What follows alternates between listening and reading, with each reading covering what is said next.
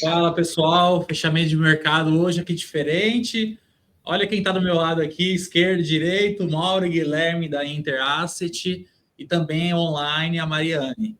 Vamos falar o seguinte hoje, dos fundos da Interasset. Você já conhece, principalmente o Guilherme aqui, ó, que o Guilherme faz muito vídeo para o YouTube.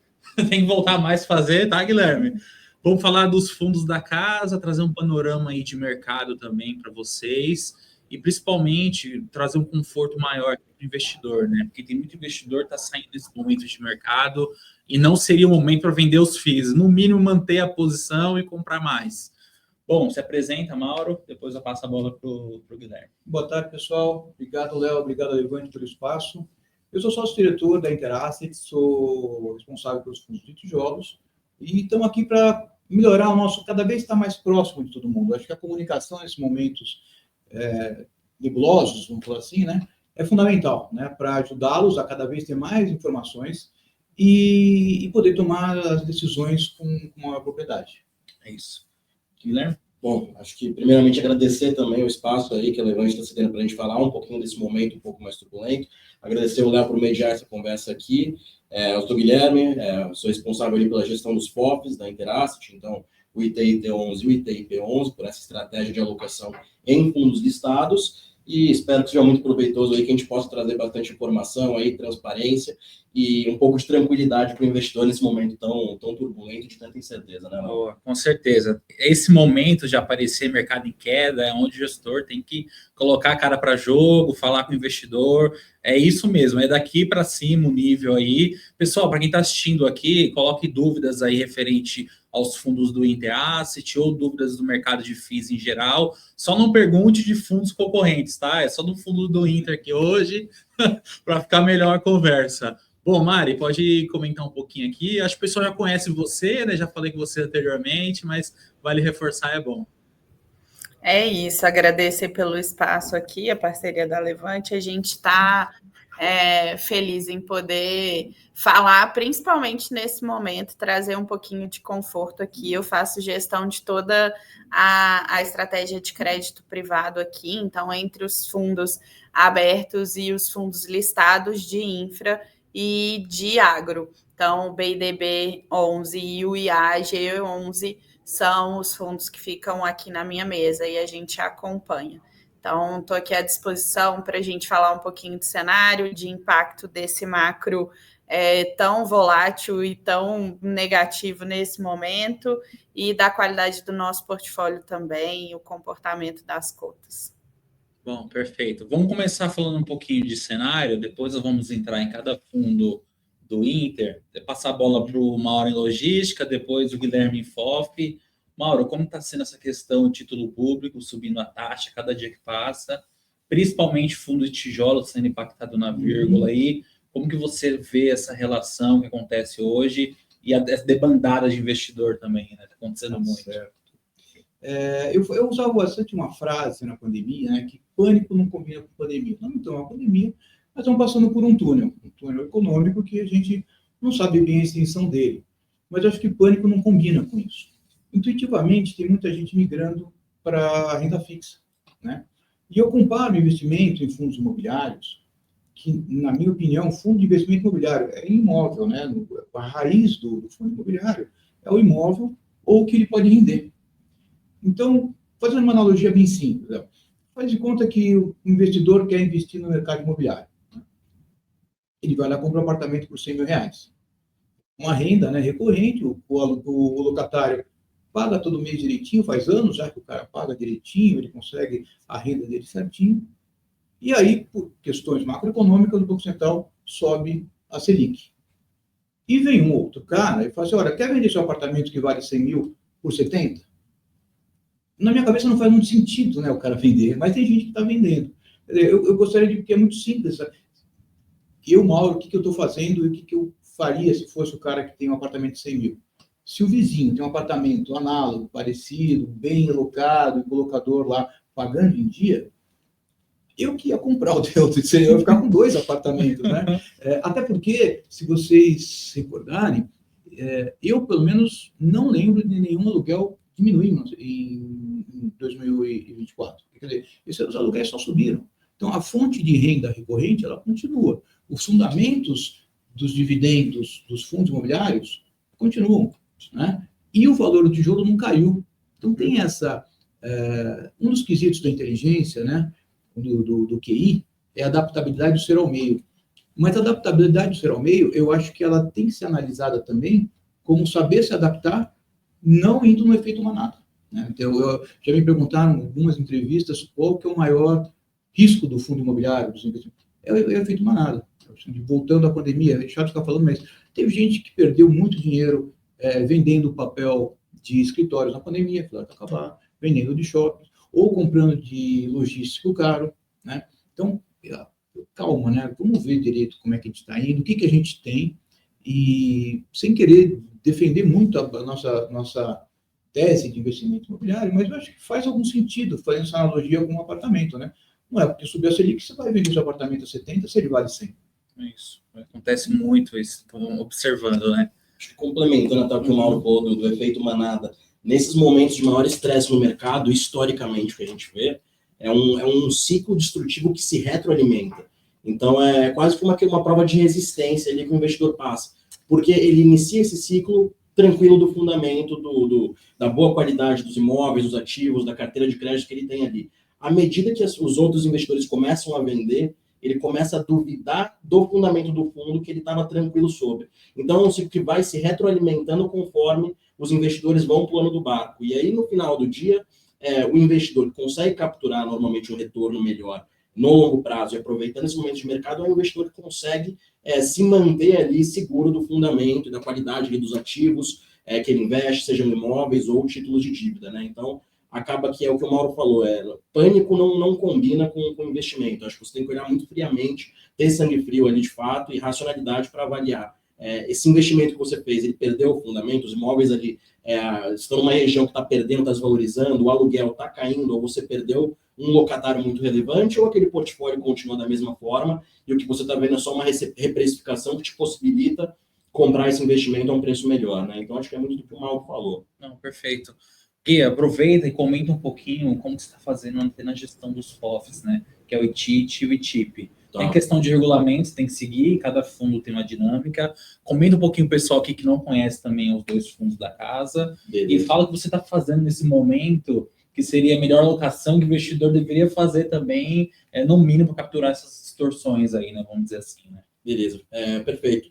O ITIT, né, o ITIT, o ITIP, o ITIP, eles são dois fundos de gestão passiva, então eles têm um índice de referência desenvolvido por uma empresa terceira independente que tem alguns critérios de governança, né? Então, em termos de liquidez, da carteira que eles investem, questão de inadimplência, então alguns critérios que garantem ali que a gente está investindo nos fundos mais líquidos, nos fundos mais consolidados, mais robustos do mercado. Esse índice, ele é atualizado a cada 4 meses, na mesma janela do IFIX, né? E o que a gente faz é ir adaptando com uma certa flexibilidade que a gente tem dentro do regulamento, para não penalizar, às vezes, muito o rendimento em uma venda forçada, na mudança de um índice, mas isso adequando cada vez mais a esse índice. Então, a gestão ali, ela segue basicamente uma estratégia de pegar o que faz mais sentido vender num determinado momento, que precisa ser reduzido, então a gente tem vários ativos ali que precisam ser reduzidos. Às vezes um faz mais sentido do que o outro e a compra de algum dos que precisam aumentar faz mais sentido do que o outro. Então, a gente busca fazer a navegação desse portfólio, né, navegar ali a calibragem dele da melhor forma possível dentro do nosso escopo, onde a gente tem que aumentar a exposição, onde a gente tem que diminuir. Mas acho que mais do que a gestão dos FOFs, acho que uma gestão inteligente de carteiras hoje, de alocação em fundos de investimento imobiliário, é de fato olhar daqui para frente o que a gente tem, né? Então, a gente tem uma brincadeira que eu sempre faço, que é, por exemplo, preço médio, a única entidade que tem que se importar com isso é a Receita Federal. E só, porque você vai apurar imposto de acordo com o seu preço médio. Investimento tem que ser olhado daqui para frente. Então, o que a gente sempre faz em gestão de carteiras, de fundos imobiliários qual a melhor oportunidade hoje dentro do cenário que a gente está. Então, se você às vezes tem um fundo de crédito, por exemplo, um fundo de CRI, que ele foi menos penalizado no momento de estresse, enquanto o outro fundo, muito semelhante, foi mais penalizado, está com uma perspectiva de retorno melhor, esquece preço médio. Vai para o que você acha que é a alocação mais eficiente do portfólio. Então, a gente está olhando muito isso agora, ajustando ali nossos portfólios, né? A gente tem os portfólios que não são em fundos de investimento, as carteiras ali, e é isso que a gente tem olhado muito, o que tem qualidade.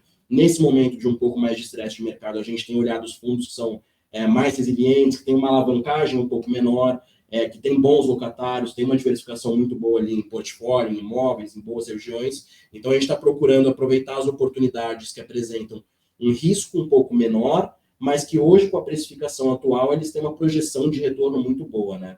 Então, no lado do crédito, por exemplo, a gente está seguindo a mesma lógica.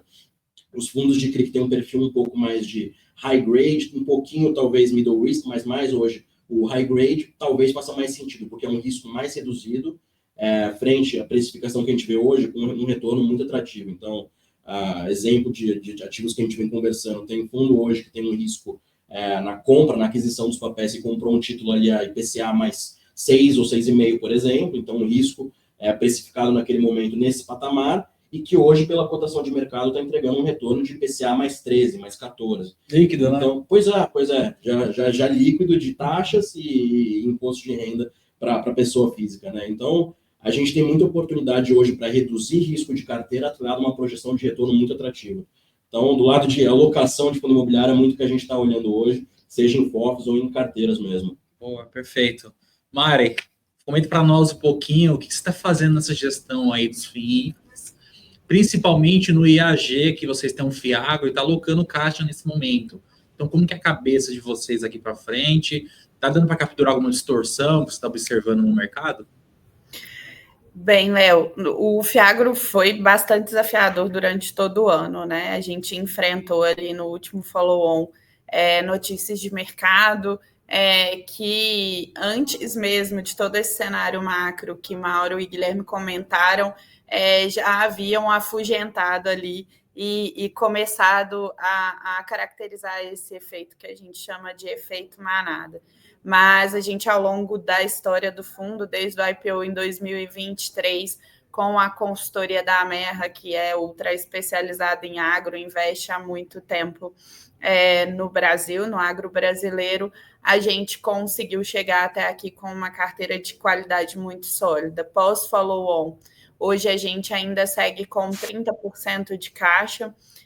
Já passamos aqui por 14 empresas do nosso pipe, revisando os efeitos principais desse aumento da taxa de juros, que acabam influenciando os balanços dessas empresas ali a partir do EBITDA. Mas, como a gente veio falando do decorrer do ano também, baseado na capacidade dos nossos consultores aqui, e o que a gente já veio trazendo na nossa carta desse mês, é uma visão mais limpa para o cenário de agro aí para o próximo ano. Em cenários de estresse, de alta de taxa de juros, normalmente o agro é o que suporta o nosso PIB aqui, e vencidos os efeitos climáticos negativos que aconteceram no decorrer desse ano, as perspectivas para as novas safras são muito positivas. Hoje a gente estava numa conversa mais cedo com o pessoal da Amerra e o contexto é exatamente cenário e desafios aí nesse cenário macroeconômico para as empresas, mas o que a gente vê é que o agro está muito correlacionado com o comportamento do dólar, tanto em relação à sua parte de dívida, quanto em relação à capacidade de retorno. A gente tem um momento positivo para grãos brasileiros, com toda a guerra comercial, né, que a gente tem globalmente. Então, os nossos grãos, eles têm um prêmio ali pelo desembaraço, né, por a gente não estar em nenhum conflito ou guerra. E ainda, né, dentro do nosso portfólio que a gente veio falando, açúcar e álcool, que tem a sua estabilidade, tem defendido muito bem com o preço do açúcar nas suas máximas aí e o nível de produtividade dos nossos canaviais mantidos.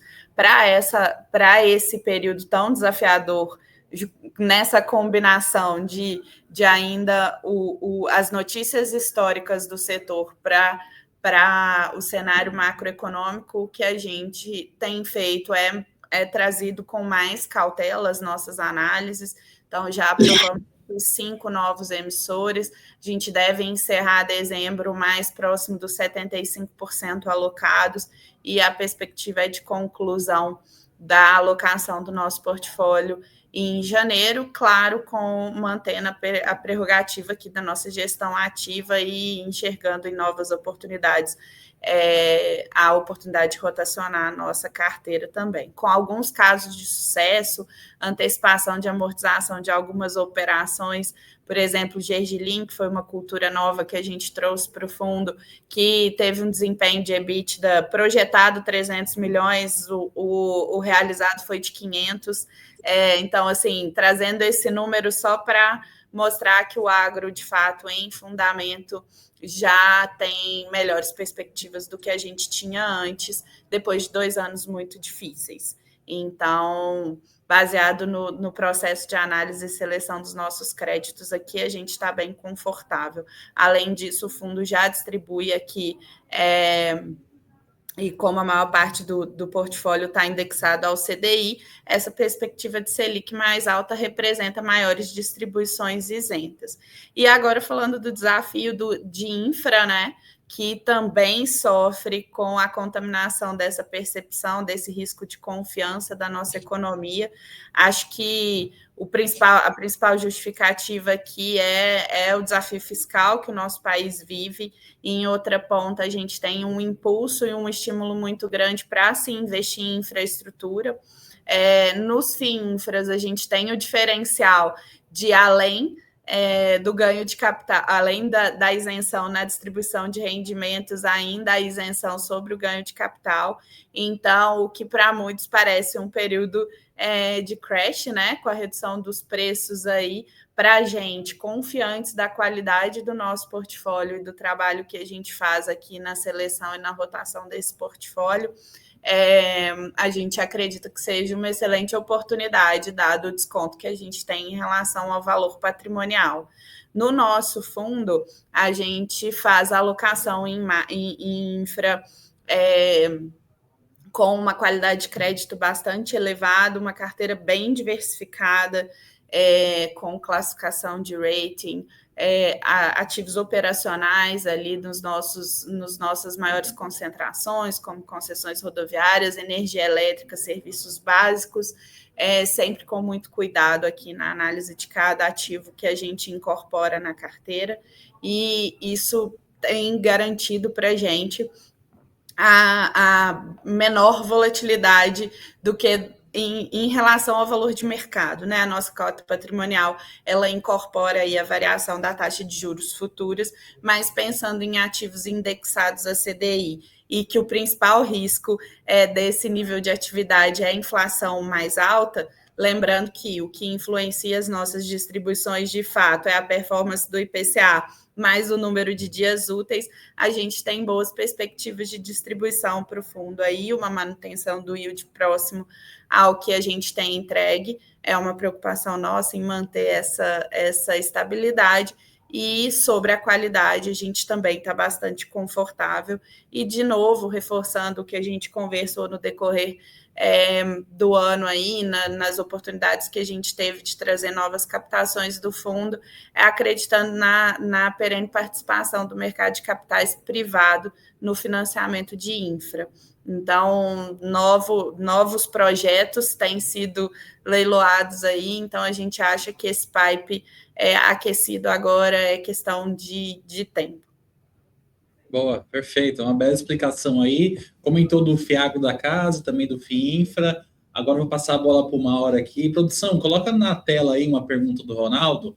Já aproveitar esse gancho aqui, antes de nós passarmos para o fundo de logística. O Ronaldo perguntou o seguinte: qual o melhor diferencial, qualidade do FIINFRA, da Interasset em relação aos outros? Eu ia pedir para a Mariane, mas agora eu vou passar para o Mauro responder. A Mariane, que é especialista em infra. Vai lá, Mariane, responde não. Vai lá, Mariane, por favor. Olha, acho que o principal diferencial aqui hoje é o desconto, pensando na oportunidade de investimento, mas não. Acho que a qualidade do nosso portfólio, ela reflete muito o diferencial da Interasset como um todo, né? A DLM que foi adquirida pela Interasset com todo o seu histórico de atuação em crédito privado. Então, a gente traz um time muito robusto, analistas que estão engajados e especializados na análise de projetos de infra, que a gente faz infra desde 2021. Então, a gente tem uma base de ativos aqui aprovada. A gente tem mais de 1 bi sob gestão a gente tem aproximadamente 1 bi sob gestão em infra aqui nos fundos abertos e nas nossas carteiras administradas. Então, isso traz uma potência muito grande para a gente se posicionar no mercado secundário também. Então, para além da análise, seleção e acompanhamento de cada um dos nossos ativos, a gente também tem uma mesa de crédito dedicada à análise desses mercados e a gente está sempre procurando capturar ganhos também na movimentação do nosso portfólio. Boa, perfeito. Mauro, passar a bola para você agora. Vamos comentar do NLG, o Fundo de Logística da casa. Entrar nos pontos de reciclagem de portfólio, a venda de ativos, travar o ganho de capital. O cotista gosta daquele rendimento crescente, incremento. Comenta para nós aí como foi esse movimento aí também. A gente teve esse movimento recente, a gente encerrou em setembro a venda de um parque logístico em Goiânia. Tá? A gente está recebendo esse preço em partes, um pouquinho nesse semestre, um pouquinho no primeiro de 2025 e a parcela final no segundo semestre de 2025. Naturalmente, todos sabem, porque a gente tem distribuição dentro do semestre, distribuindo no mínimo 95% do resultado. Isso ajuda um pouquinho na cota. No rendimento, dividendos. Mas, por outro lado, eu queria fazer um pouco do problema da qualidade do portfólio, né? A gente, há pouco mais de um mês atrás, teve um locatário que saiu do Parque Logístico de Contagem, e em menos de 30 dias a gente repôs com outro cara, pagando mais, soltou um fato relevante essa semana, né? Ou seja, a gente tinha zero, desde janeiro, 0% de vacância. Em outubro, fim de outubro, deu 1,9% de vacância do geral de ABL. Em 30 dias, voltou a zero. Quer dizer, os ativos são resilientes. E voltando ao que eu falei lá atrás, o fundamento do fundo imobiliário é o imóvel, né? O que ele pode render. Então, isso mostra que nós temos ativos muito resilientes.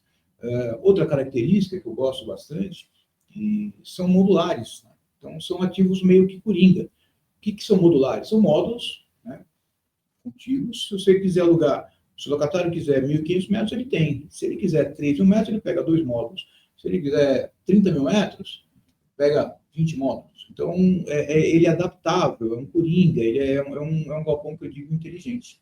Eu acho bastante interessante. E estamos distribuindo, né, dividendos recordes. Né? Esse mês foi, de novo, 80 centavos por cota, vocês sabem, recorde histórico. É isso. E cotação de secundário... Ela injusta. O adjetivo é injusta. Ela vai caindo, né? Até aproveitar esse gancho, como você está olhando os demais fundos do segmento de logística em questão de preço? Porque tem muito aquele comentário assim, o que está negociando hoje não é custo de reposição, é abaixo disso, fizer igual... Então, o mercado todo está sofrendo, né? Eu acho que eu sou um pouquinho mais antigo, já passei por outras crises, já passei por uma crise que a gente teve 86% de inflação no mês. Vocês não passaram por isso. Então, a gente passa, a gente sabe que vai passar. Sim. O investimento imobiliário é a longo prazo. E o investimento do fundo imobiliário é imobiliário, então é a longo prazo. Então, quem não precisar de vender a cota para pagar uma conta ordinária, conta de luz, escola da criança, alguma coisa assim, eu não venderia. Não venderia. E você tinha feito da pergunta da questão do custo de reposição. Custo de reposição. Esse é um outro excelente... Hoje, a nossa cota, se você for comprar uma cota do INLG, é a mesma coisa que você está comprando 1 metro quadrado dos nossos galpões a R$ 2.500. Só que se você for no mercado comprar um galpão, ele vale quase 4 mil. Então, você está comprando 1 metro quadrado que vale 4 mil reais por 2.500. Eu até brinquei, nós estamos na Black Friday dos fundos imobiliários. Nós estamos com 30%, 40% de desconto. Você está comprando um ativo que vale 4 mil reais, 1 metro quadrado de galpão, por 2.500. Eu acho que é um bom negócio. Perfeito. Posso complementar? Pode, claro. Inclusive, eu acho que a questão da transação é uma ótima forma de materializar para o investidor, que às vezes perde um pouco a referência do que está dentro do portfólio, olhando só para a tela ali, né? Então, muitas vezes, quando você faz uma transação, nesses mercados de estresse, você vê de fato, o investidor vê, nossa, pô, esse ativo aqui está negociando com 30% de desconto e o gestor acabou de conseguir fazer a transação de um imóvel pelo que ele vale no laudo, né? Então, de fato, fica mais visível para o investidor a realidade do que está por baixo ali. E o que a gente está vendo hoje na média de mercado, seja em logística, em escritórios, em shoppings, no geral, o índice, ele precificado ali com mais de 20% de desconto sobre esses laudos. Então, assim, o que a gente já viu historicamente no passado, na época da pandemia a gente tinha um desconto parecido, a gente está num nível até um pouco abaixo daqueles pregões de março de 2020 ali, quando estouraram os circuit breakers e, de fato, decretou-se ali a pandemia, a gente está num nível abaixo. A gente fez um levantamento sobre o índice, o IFIX, que é a média do mercado, né? Em pontos, tirando o efeito dos rendimentos, a gente está abaixo daquele patamar de precificação, e o que a gente vê historicamente é que o investidor que sabe aproveitar com um pouco mais de sangue frio e vê a materialidade, a tangibilidade do ativo embaixo dessas cotações, ele consegue ter um retorno muito bom, né? Então, se a gente pegar uma crise um pouco parecida que a gente teve ali no último mandato da Dilma, ali, então, de 2015 para frente até 2019, naqueles 4 anos, quando o juro real, que estava nesse patamar de 7%, caiu para 3%, a gente viu um retorno de quase 130% em 4 anos. Ou seja, o investidor que soube aproveitar aquilo ali, ele fez mais de 20% ao ano.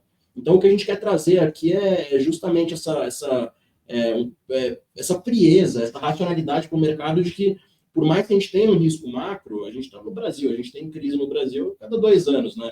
Então, às vezes, o investidor tem que parar e olhar um pouco para o quanto o cenário hoje ele vai permanecer nos próximos anos, se é algo permanente ou se a gente está passando por mais uma turbulência, né? E o que a gente quer trazer é isso, o que a gente pode estar passando na maior oportunidade da última década nos fundos imobiliários, né? Seja em créditos, como eu comentei, na qualidade dos créditos frente ao risco e a projeção de retorno no preço atual, seja nos imóveis que a gente está vendo um desconto para o valor do metro quadrado que o gestor pode transacionar e gerar um ganho ali, ou pelo próprio aluguel, que não condiz com a realidade dos ativos investidos ali embaixo. Deixa eu complementar só uma coisinha, lembrou uma coisa, só para quem não está acompanhando de perto, o imóvel de Goiânia, o Parque Logístico, ele foi vendido a preço de laudo, sem nenhum desconto.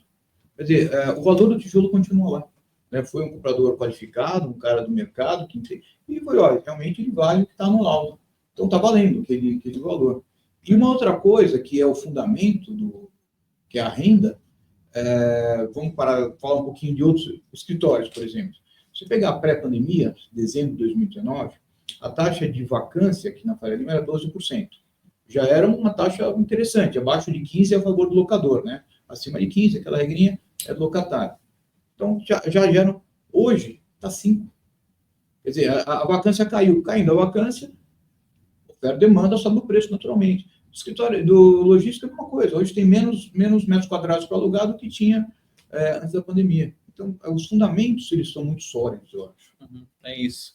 Tem que aproveitar aqui que o Guilherme falou de shopping, dar uma pincelada. Produção, coloca a pergunta do Senhor Tecnologia, é o nome dele aqui, que ele pergunta de shopping. Vou colocar na tela aqui, eu leio para você, aí aproveita que você responde essa, tá, Gui? Alô, produção, coloca a pergunta do Senhor Tecnologia na tela, por favor. Bom, a produção tá ocupada, né? Está na reunião ali.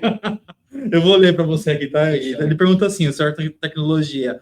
Boa noite, os fundos que são de aluguéis, exemplo... Aí, colocou ali, ó. Boa noite, os fundos que são de aluguéis, exemplo, shoppings, correm risco de aumento de taxa de desocupação, que podem ser ruins para os fundos. E assim atrapalhar os investidores. Comenta um pouquinho dessa visão. Eu queria falar uma coisa sobre isso, que é um tema interessantíssimo. Boa. Quer começar?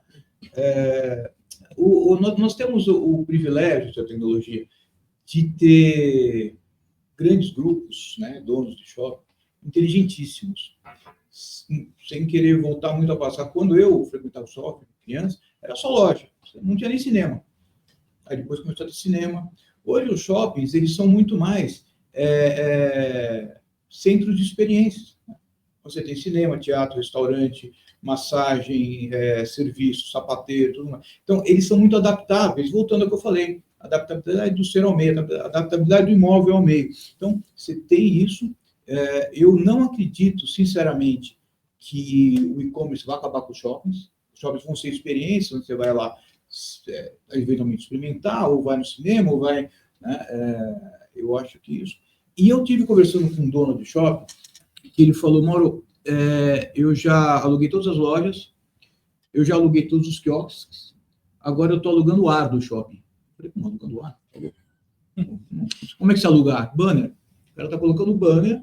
Na escada rolante, por exemplo? Não pode ficar na escada rolante, no corredor, põe o banner alugando o ar. Então, eu não sei, eu não concordo muito com essa desocupação que pode ser ruim. Eu não sei se corre esse risco de... Obviamente, como todo ativo imobiliário, se ele for bom, ele vai render bem. Se ele não for tão bom assim, ele pode sofrer reveses de mercado. Mas eu não temo pelo... eu lembro na pandemia, que Netflix acabou com o cinema. Eu ouvi muito disso. Sim. E o cinema é uma experiência. O cara vai com a namorada, vai com pipoca, vai depois você para jantar. Não é que nem, não vou ficar um cara de 16, 18 anos, não vai começar a namorar vendo Netflix na sala de casa. Ela tem que ir no cinema, né? Tem que ir no cinema. Então, eu acho que não me preocupa tanto. Sempre olhando o fundamento, sempre olhando o tijolo que está por trás dele, sempre olhando o shopping e o administrador do shopping.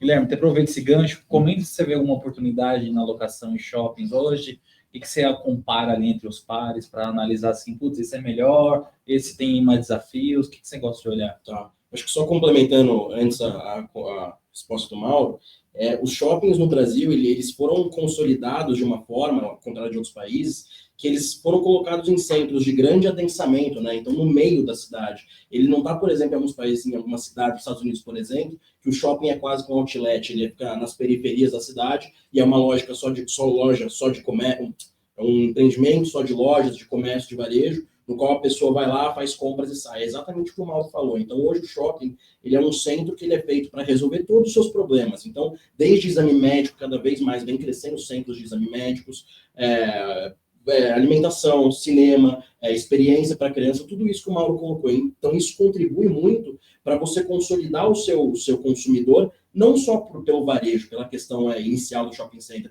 mas por tudo que ele consegue, de fato, endereçar no empreendimento e pela proximidade que ele tem esses consumidores. Né? Ele está, de fato, nas regiões mais adensadas.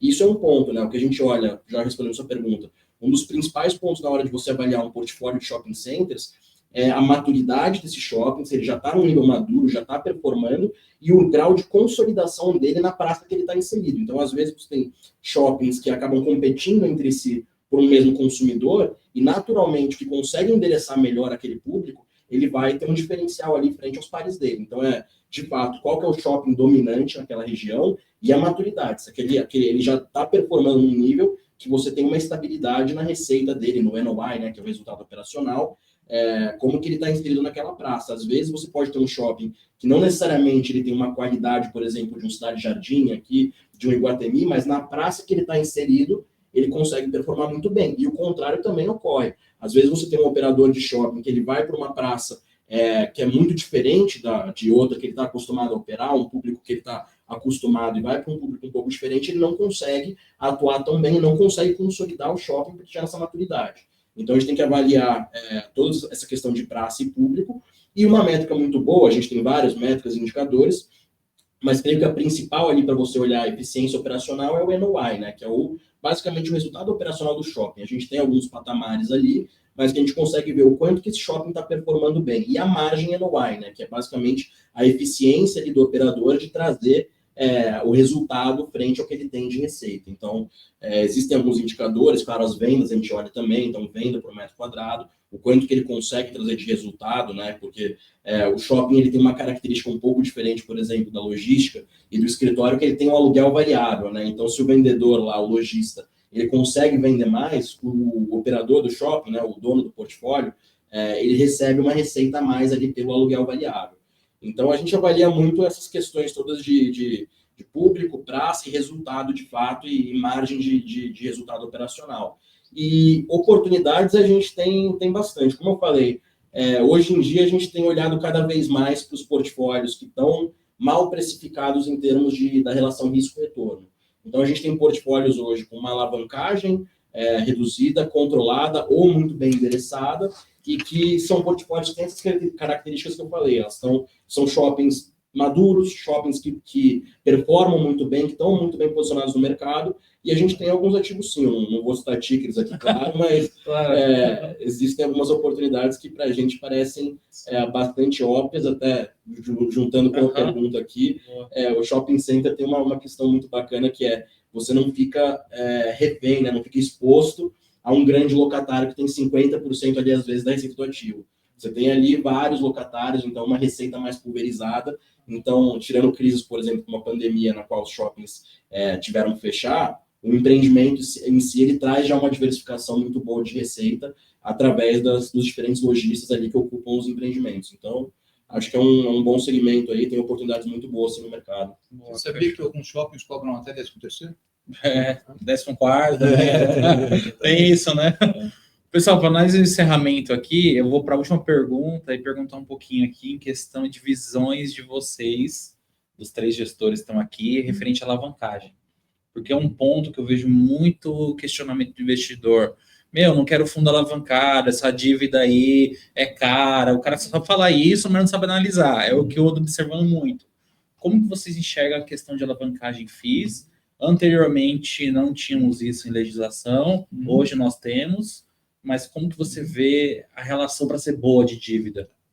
A alavancagem é uma ferramenta financeira útil, mas ela deve e precisa ser usada com parcimônia. A gente viu durante a pandemia, e não parei de falar de pandemia, alguns malabarismos financeiros, né, algumas partes significativas, percentuais significativos do AUM, com bullet lá na frente, né? Então, eu vou passar por aqui, depois eu vou dar um jeito de pagar lá na frente. Essa é uma forma que me preocupa particularmente. Dizem que o número mágico é 20%, né? Até 20% de alavancagem, o fundo está saudável, acho que não existe uma fórmula mágica para isso, mas é o que dizem que é 20%. A gente tem o privilégio de, nos nossos fundos de tijolos, só ter um, que é o alavancado, que é o ING, mas é uma alavancagem, é um seller's finance, na verdade, com IPCA mais nada, IPCA careca. Só IPCA, aqui 25% paga aqui, 25% em 2026. E eu considero extremamente saudável, porque se você pegar tudo que a gente tinha receber, né, ainda da venda de Goiânia, com as parcelas que ele tem que pagar, dá uma alavancagem líquida de 3,7% só. 8,6 milhões em agosto de 2026. Então, aí é uma coisa que eu acho que está sob controle. Obviamente, eu não gosto de carnê, eu acho que qualquer dívida tem que ser olhada com muita atenção, essa nós estamos olhando com muita atenção, mas é uma dívida que eu acho que é saudável. O INRD, o nosso multifamily, zero alavancado, o IN Jones, que é um desenvolvimento residencial de alto padrão aqui em São Paulo, zero alavancado, então a gente está no caminho certo. Eu acho que é uma ferramenta financeira que deve ser usada, mas com parcimônia. Guilherme, qual que é a visão sua para a alavancagem? Tá, eu acho que como o Mauro bem colocou, complementando, a gente tem que olhar a alavancagem caso a caso. Como o Mauro colocou, aquelas dívidas que tem um balão, né, o bullet que a gente fala, elas tendem a ter um pouco mais de risco, porque você não está endereçando isso com o próprio fluxo mensal ali, na maioria dos casos, e caso o cenário ele mude drasticamente, você pode ser pego ali com a maré um pouco mais baixa, né? Então, a gente viu isso acontecer, como o Mauro colocou, alguns fundos que fizeram esse tipo de alavancagem, e a gente está no Brasil. O Brasil, o cenário macro é muito volátil, né? A gente tem crises, como eu falei, quase que a cada 2 anos. Então, 2 meses. Para não falar isso, mas então, essas dívidas, elas tendem a carregar um componente um pouco mais arriscado ali quando a gente fala de alavancagem. Agora, quando você pega uma alavancagem em que os fluxos são muito bem casados, o cronograma de pagamento, seja amortização, os PMTs, que é a amortização mais juros, são muito bem casados com o que você tem de fluxo de recebíveis, então, um contrato BTS, por exemplo, com um prazo maior, você tem um componente de risco ali de pagamento, de conseguir arcar com essas parcelas, muito mais controlado, apesar de existir alavancagem. Então, a gente olha caso a caso. E aí tem uma questão também que você tem que olhar, que é o custo. Então, uma alavancagem que você hoje, se você pegar alguns fundos que fizeram uma dívida lá atrás, que tem às vezes um custo de IPCA mais 6, o custo ali é 6%. Para uma aquisição que gerou ali um cap rate, que gera uma receita equivalente a 9%, por exemplo, bem endereçada, bem casada esses fluxos, ela é uma alavancagem geradora de valor. Então, o investidor ele tem que saber analisar de fato como é essa alavancagem. Isso está bem endereçado? Está casado?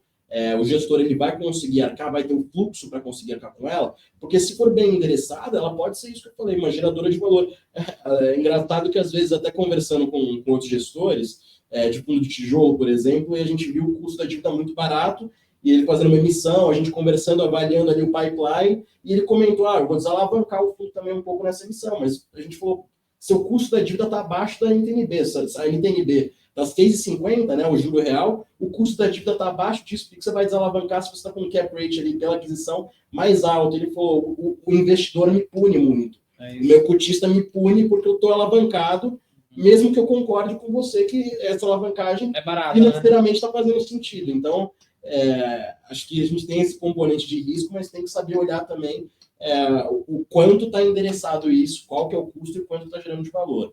E, como o Mauro falou, acho que a gente tem que, independente de estar endereçado ou não, olhar qual que é o tamanho dessa alavancagem, né? Porque isso é a estrutura do capital do fundo, de capital do fundo, se ela começa a ficar muito descontrolada, pode gerar um problema grave. Aí a gente viu já alguns fundos terem problema de no pescoço, né? basicamente estrutura de capital. Mas... É uma bomba relógio ali que você começa a chegar próximo e tem que resolver. É o tic-tac, né, filho? E aí, normalmente, acontece algumas coisas que podem não gerar tanto retorno para o cotista ali, porque tem que resolver. Sim. É melhor cortar o pé do que perder a perna inteira, entendeu? Isso, mais ou menos isso. Então, acho que é isso, minha visão.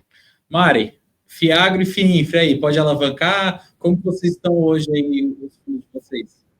A gente já tem que lidar com a alavancagem dos nossos créditos, então não é isso. A gente tem prerrogativas regulamentares, mas os nossos mandatos hoje a gente não tem nenhum tipo de alavancagem. Boa, a gente está aqui usando o fundamento do crédito para gerar valor. Tranquilo. Querendo ou não, no final do dia é menos risco. A conta é essa, simples assim, tá? Inicialmente. É esse ponto. Se até o passado é incerto aqui, imagina o futuro, a obrigação que tem que pagar lá. É isso, tem esse ponto aí. Pessoal, para nós encerrarmos aqui, eu vou pedir uma opinião agora de vocês nesse momento de mercado. Dá uma sugestão aqui para o investidor, o que ele teria que analisar, para alocar em FIIs. Fala para ele não sair nesse momento de mercado, agora está acontecendo muito, né? Eu não recomendo sair, mas calma, né? A gente, quando passa por crise, né? Como tinha uma música do Paulinho da Viola, né? Faça como o velho marinheiro, que durante o nevoeiro leva o barco devagar. Então, vai com calma, né? Analisa o gestor, analisa principalmente em termos de fundos de tijolos, o que está por trás, né? o fundamento, o locatário, qualidade do imóvel. Tem gente que esquece de olhar para ele. Não, o rating do locatário é bom, mas o imóvel é ruim, pode sair. Ou então o contrário, né? Às vezes o imóvel é bom, mas o locatário é fraco. Então, analisa, né? E uma dica que eu sempre dou, falem com a gente entra no nosso canal de RI via website, né, da Interasset.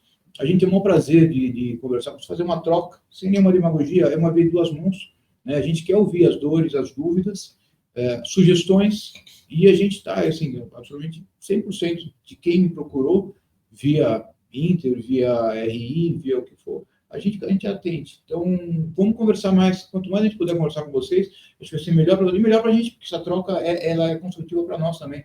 Já ouvi sugestões legais para caramba, já vi dúvidas que foram fáceis e já ouvi algumas críticas que talvez não fizesse sentido. Então, acho que tá tudo valendo. Bom, Guilherme, falar. Eu acho que é isso. Eu acho que, em suma, tudo que a gente falou aqui é isso. No momento atual, ele é um pouco mais turbulento, tem um pouco mais de incerteza, o futuro é opaco, mas, em geral, o que a gente viu, que a gente já vê de histórico recente do país e do que a gente acompanha de investimentos, no geral, esses momentos são os momentos que você consegue adquirir bons ativos, com a maior margem de segurança. E, normalmente, os investidores que passaram por esses momentos de turbulência com um pouco mais de racionalidade são aqueles investidores que tiveram um sucesso muito relevante ali na carteira de investimentos no longo prazo, né? Esses momentos são quando, como o Mauro falou, são a Black Friday, é o melhor momento para adquirir bons portfólios, bons ativos. Então, acho que é isso. E eu acho que também um pouco do que o Mauro falou de não ter pressa e com calma, o marinheiro que toca o barco devagar, né? Não é sair da live aqui agora e programar a ordem no home broker e colocar todo o aporte de uma vez para amanhã. Ir com calma, aportes regulares, regulares e com uma certa frequência, você vai conseguir aproveitar bem as oportunidades e os descontos que a gente tem hoje. A gente nunca sabe qual que é o fundo do poço, né? É difícil de fazer market timing, então a estratégia que ela vem se provando mais vencedora no longo prazo é essa de você fazer aportes regulares ali e aproveitar esses momentos que você tem uma margem de segurança um pouco maior para adquirir bons ativos. Maris, palavras finais? Acho que eu queria reforçar só o que a gente já conversou antes aqui no fechamento, que o Guilherme falou de uma forma, o Mauro falou de outra, usando exemplos aí. É importante conhecer o portfólio. Na decisão do investimento, a gente vê uma preocupação muito grande sobre a qualidade da carteira, e na decisão de saída, em momentos como agora, a gente vê muito mais uma contaminação desse pânico, gerando essa saída. Lembrando que tanto os fundos imobiliários quanto os fundos agro e infra, eles têm a prerrogativa da isenção de imposto de renda sobre as distribuições recorrentes, exatamente com o objetivo de gerar renda para o cliente e conseguir, né, para o investidor e o gestor conseguir investir em setores que são estratégicos. Então, imobiliário é desenvolvimento de infraestrutura, qualidade de vida, enfim, entretenimento, logística e tudo para que a nossa economia funcione. Infra, nos seus N setores aqui, também contribuem para o nosso desenvolvimento, e o agro, que é a base da nossa economia e também é a fonte basal da nossa existência.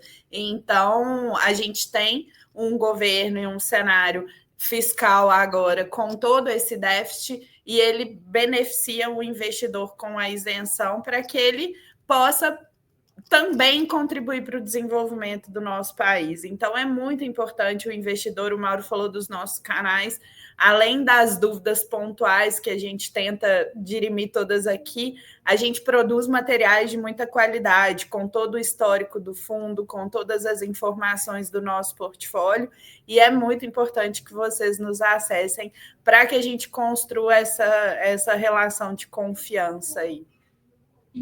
Só complementando, a Mari me lembrou uma coisa interessante, que um dos fatores de dúvida que eu já ouvi de alguns investidores é a taxação sobre os dividendos. A minha sugestão de quem já passou por alguns ciclos, que agora vai. Só acredite depois que assinarem. E se assinar, não vai ser a semana que vem. Então, eu não vou falar as outras duas, mas tem 3 coisas que todo segundo semestre vem à tona, e uma delas é a taxação. E todo segundo semestre ela volta. Tá? Não vou prometer, gente, não tenho isso como uma certeza absoluta, tá? Por favor, não é promessa, nem posso prometer isso. Mas a minha experiência diz que sempre vem, sempre volta. Então, no fator de risco, quando se analisarem os investimentos ou eventuais desinvestimentos, que eu já vi muita gente perder dinheiro por isso, que agora fala, agora colocaram um projeto de lei que vai ter uma taxação. Ele nem foi para votação, o cara só escreveu para ele, e o cara já sai vendendo. Então, calma, vai mais a fundo, vê qual é a chance disso para frente. E só que a Mari tocou nesse ponto aí, né, que são isentos, e eu reforço, são isentos mesmo, continuam isentos. Isso, sem alterações, né? Pessoal, muito obrigado a participação, está assistindo aqui de casa, obrigado a vocês também, a Mari que está online hoje. Próxima vez aqui, Mari, presencial. Fica até melhor aqui a comunicação, mas sem problema. Combinado. Boa. Perfeito, pessoal. Muito obrigado. Obrigado por estar assistindo e até a próxima. Obrigada, pessoal. Tchau, tchau.